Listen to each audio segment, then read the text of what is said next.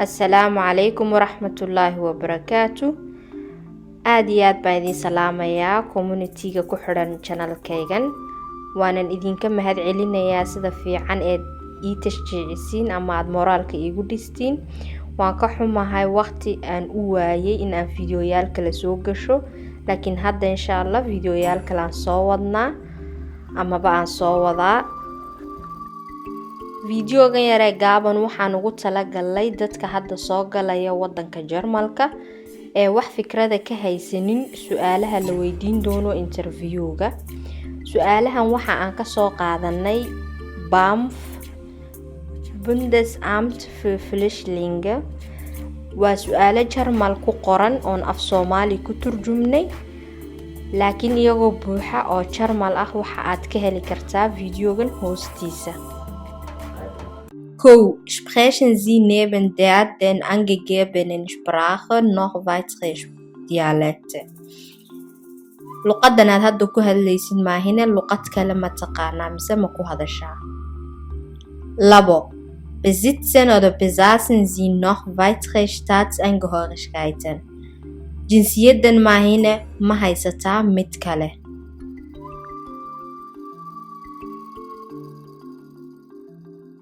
3.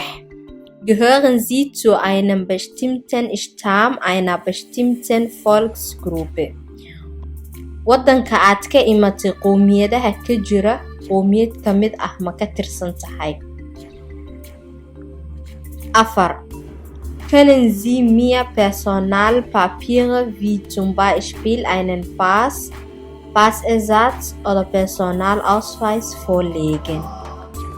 Ma na tusi kartaa baasaboor ama waraaqad u dhiganta baasaboorka amaba waraaqad caddaynaysa dhalashadaada wadanka aad ka imatay?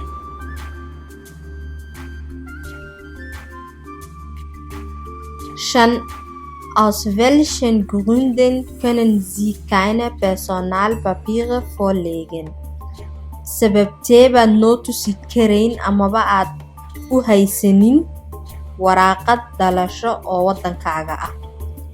Waa haddaad su'aashii tan ka horreysay aad maya tidhi iyaa lagu weydiin su'aashan kale. 6. Haben Sie in Ihrem Heimatland Personalpapiere wie zum Beispiel einen Pass, Passersatz oder einen Personalausweis?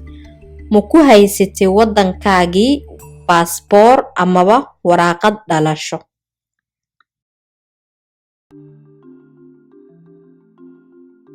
7. Können Sie mir sonstige Dokumente, zum Beispiel Zeugnisse, Geburtsurkunde, Wehrpass, Führerschein über Ihre Person vorlegen?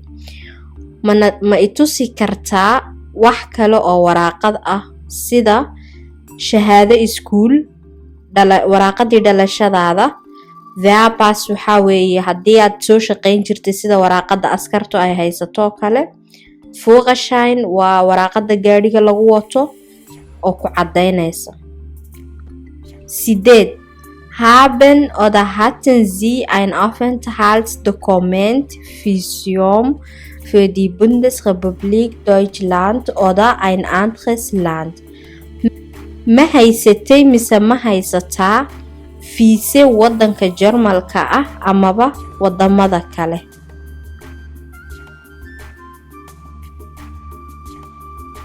9. Nennen Sie mir bitte Ihre letzte offizielle Anschrift im Heimatland. Waxaad ii sheegtaa cinwaankii kuugu dambeeyay ee deganeyd wadankaaga. 10. Nennen Sie bitte Familienname, gegebenenfalls Geburtsname, Vorname und Geburtsdatum. Waxaad sheegtaa magaca faamilkaaga, sidoo kale meeshaad ku dhalatay magaceeda, magacaaga hore iyo waqtigii aad dhalatay taariikh ahaan. Intaas waxa ku dhan su'aalihii qaybtii koowaad. Insha Allah qaybaha kalena waxa aan ku soo samayn doonaa fiidiyoyaal kale. Wassalaamu calaykum waraxmatullaahi wabarakaatu.